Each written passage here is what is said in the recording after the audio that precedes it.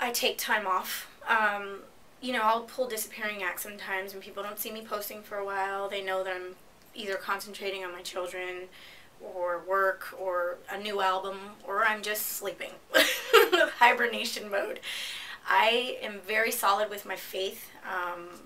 I do have faith that everything I do is for a reason. Whether I'm failing or I'm succeeding, I know it's all for a purpose.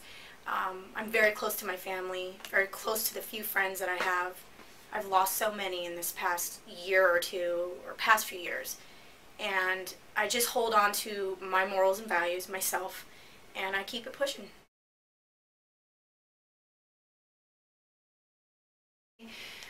My father's mother and father met at a bar, and my grandfather was playing at the time. He was sitting in at a gig and playing his bass guitar, and I guess my grandma was attracted to him because she, you know, wanted a Latin lover.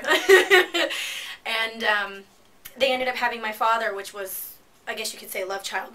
And my grandfather didn't stay around. He continued to do whatever he did with his life, but my mother raised my father. I mean, his mother raised him, sorry. And he grew up with her playing the piano and singing. Sweet, angelic voice she had. She never did anything music-wise, but she could sing, and she could play that piano. So that stuck with my father growing up, not to mention the raw talent that came from his blood. And oh my God, he is a monster. He taught himself to play the drums, the harmonica, guitar, acoustic, and everything else you can think of.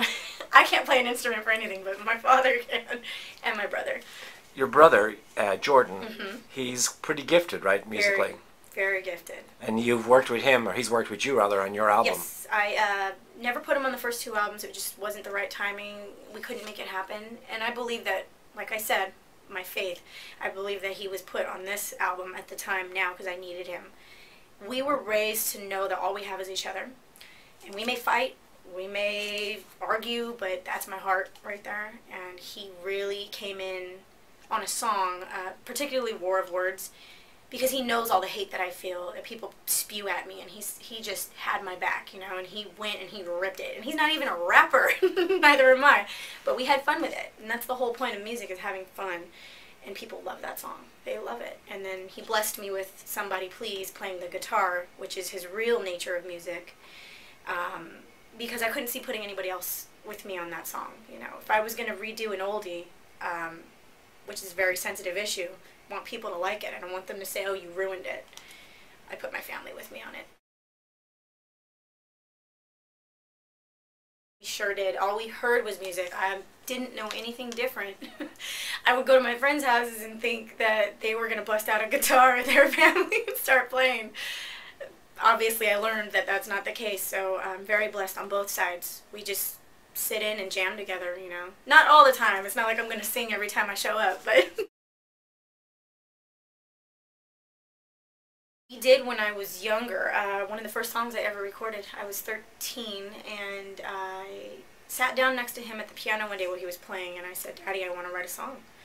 And I said, how do you express feelings for a person that you like? I had a crush. And he taught me. He said, you just do this, you do that. I don't remember his exact words, but he helped me. First song I wrote, he took me straight to the studio in San Francisco, and they had to light candles because I was so nervous in the light, and I knocked out my first song. And he was on it, and you know, the rest is history from there. I've always just been comfortable with studios ever since.